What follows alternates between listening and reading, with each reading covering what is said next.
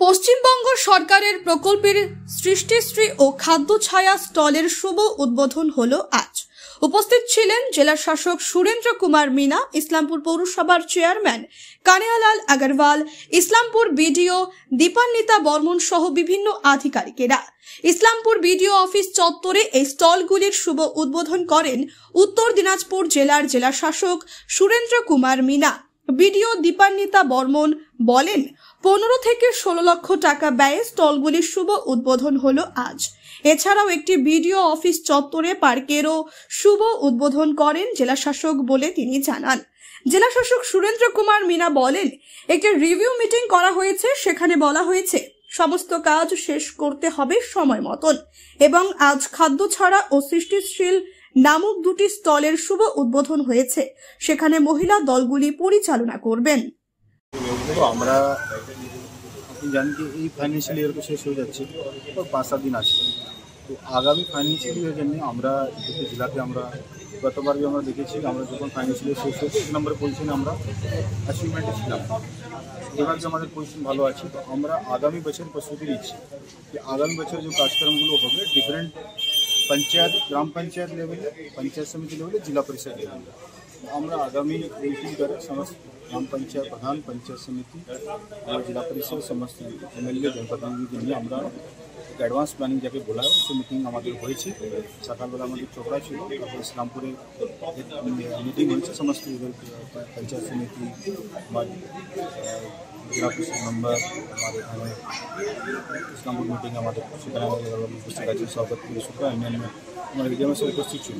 আমরা গ্রাম পঞ্চায়েতকে সমস্ত বাংলার আবাস যোজনা থেকে শুরু করে মিশন নির্মল বাংলা, তারপর স্যানিটেশন থেকে শুরু করে আমরা বাংলা সাহিত্য কমিউনিটি হয়ে কাজগুলো করে এনআরডি ইস্যু, আনন্দ সমস্ত ইস্যুসগুলো ডিটেলে আমাদের ডিসকাশন হয়েছে। সমস্ত গ্রাম পঞ্চায়েতদেরকে টাইম লাইন বোঝানো হয়েছে, কোনো কাজ নিয়ে গাফলাতি না হয়, বিরামি না হয়, টাইম বাউন্ড মানে কাজগুলো শেষ করতো সেটা একদম পরিষ্কার বোঝানো হয়েছে। এবার আমরা দেখলাম ইসলামপুর পঞ্চায়েত সমিতি 100% অ্যাচিভমেন্ট করতে পেরেছে। আমরা দেখলাম খুব ভালো প্রোগ্রেস শুরু ইসলামপুরে। যেখানে একটা দুটো জায়গায় কিছু প্রবলেম আছে সেগুলো আমরা অলরেডি বলেছি, ওগুলো আমরা দেখছি এখানে। তার পাশে দেখলাম ওখানে আজকে আমাদের খাদ্য ছায়া और সৃষ্টি স্টল ওটা भी রাজ্য সরকার হয়েছে, পঞ্চায়েত সমিতি ইসলামপুর এটা করেছে। তো আমার আশা করছি এসে যে ধনীমণি যারা আছে ওদের জন্য এটা করা হয়েছে, অ্যাক্টিভিটি ওদের ইনকামটা বাড়বে। তো এটাই আমাদের একটু মিটিং ছিল।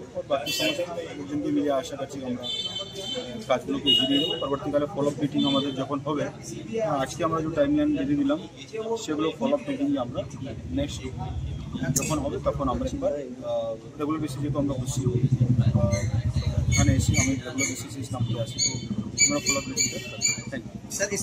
আমাদের এখানে সৃষ্টিশ্রী আর খাদ্য ছায়ার দুটো স্টলের ইনঅগারেশন হলো আজকে। তো আমাদের মাননীয় জেলা শাসক মহাশয়ের নির্দেশে প্রত্যেকটা ব্লকেই এটা করা হয়েছে। তো আমাদের কিছু 15th এফসি এবং 5th এসএফসি থেকে আমরা কিছু টাকা পঞ্চায়েত সমিতি থেকে নিয়েছিলাম এবং বাকি 6 লক্ষ টাকা এই দুটো স্টলের জন্য ডিস্ট্রিক্ট থেকে আমরা পেয়েছি, আনন্দধারা থেকে পেয়েছি, এসএসজি ডিপার্টমেন্টের থেকে কিছু হেল্প হয়েছিল। তো সেই নিয়ে টোটাল আমাদের 15 থেকে 16 লাখ টাকা খরচায় এই স্টলের ইনঅগারেশন হয়েছে। এই দুটো স্টল ছাড়াও আরও দুটো আছে, যার মধ্যে একটা মানে আমরা পঞ্চায়েত সমিতি থেকে ওগুলোকে অ্যালট করতে পারবো। আর সাথে আমাদের যেটা পঞ্চায়েত মানে অফিসের বিল্ডিং এর মধ্যে বা বিডিও অফিসের ক্যাম্পাসের মধ্যে একটা আমাদের পার্ক হয়েছে, আপনারা জানেন আগেও হয়েছিল, মানে আগেই তৈরি হয়েছিল। তো ওটা আমরা এখানে ডিএম স্যারের হাত দিয়ে আজকে ইনঅগারেশন করলাম।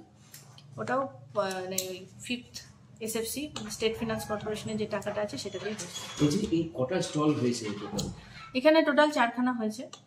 এই স্টলে যারা আছেন এই কর্মসংস্থানে কতটা? হ্যাঁ, যেহেতু এটা আনন্দধারা স্কিম থেকে হয়েছে, তো সেক্ষেত্রে আমাদের যারা মানে এই সেলফ হেল্প গ্রুপের যারা মেয়েরা রয়েছে এবং যাদের এই ক্যান্টিন করার বা ওই সৃষ্টিশ্রী বা মানে যেগুলো আমাদের হাতের কাজের যে জিনিসপত্র সেগুলো নিয়ে অভিজ্ঞতা রয়েছে, তাদেরকে তারা মানে ওরা অ্যাপ্লাই করেছিল যে কাজটা করতে ইচ্ছুক আছে। তো তাতে করে এই পঞ্চায়েত সমিতি থেকে সিদ্ধান্ত নিয়ে ওনাদেরকে দেওয়া হয়েছে যাতে ওদের একটা কর্মসংস্থান হয়। এবং আমরা শুধু শুধু ওনাদের কর্মসংস্থানও নয়, আমাদের এই মানে এই ইসলামপুর ব্লকের যে দলগুলো রয়েছে তারা বিভিন্ন রকমের হাতের কাজের জিনিসপত্র তৈরি করেন। দেখবেন আপনারা বিভিন্ন বেতের জিনিস আছে, ফুলদানি বা অন্যান্য বাঁশের জিনিস আছে, আর তারপর নাইলন দিয়ে ওরা অনেকটা মানে হাতের ব্যাগ বা এই সমস্ত কিছু তৈরি করে। সেগুলোকেও যাতে আমরা প্রমোট করতে পারি, শুধু আমাদের ব্লকের না, অন্যান্য পার্শ্ববর্তী অন্যান্য ব্লকেরও যারা সেলফ হেল্প গ্রুপের তৈরি জিনিস আছে সেগুলোকেও আমরা এখান থেকে যাতে শোকেসিং করতে পারি বা ওনাদের বাজারজাত করতে পারি, সেটার একটা ব্যবস্থা আছে এখানে। ইসলামপুর থেকে দেবব্রত চক্রবর্তীর রিপোর্ট, কুলিক নিউজ।